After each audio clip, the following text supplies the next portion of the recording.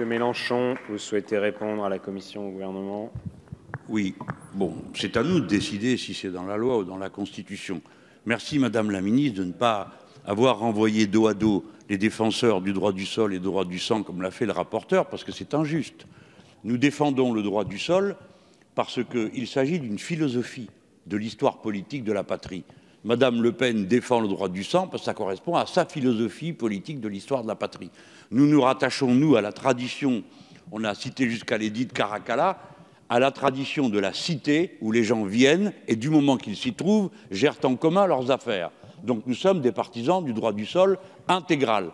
Qui est là, participe et devient français, à condition bien sûr que ces conditions initiales évoquées dans l'amendement de mon collègue Lachaud soient respectées. Pour résumer notre position, nous faisons France de tout bois et nous ne sommes nullement gênés de ça. Au contraire, nous en sommes fiers et nous le revendiquons.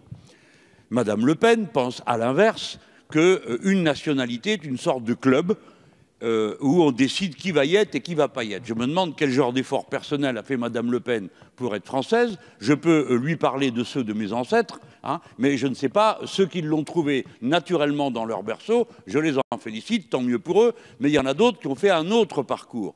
Et c'est cet autre parcours qui, à mon avis, est fondateur pour notre pays. Le droit du sol intégral signifie que quand les conditions sont réunies, on est français. Nous ne sommes ni la tribu, ni la horde. Nous ne nous transmettons pas par le sang. Nous sommes une collectivité politique et nous disons à l'humanité universelle que nous avons une maxime qui pourrait lui convenir, liberté, égalité, fraternité. Et pour finir, être français, c'est posséder une carte d'identité française.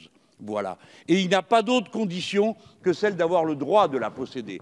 Tout le reste, c'est notre vie, c'est nos mélanges, c'est notre participation au bien commun. Et d'où qu'on vienne, dès lors qu'on délibère ensemble, on peut considérer qu'on est capable de concourir au bien commun. Tel est le sens du droit du sol intégral que nous défendons. Je finis sur un mot.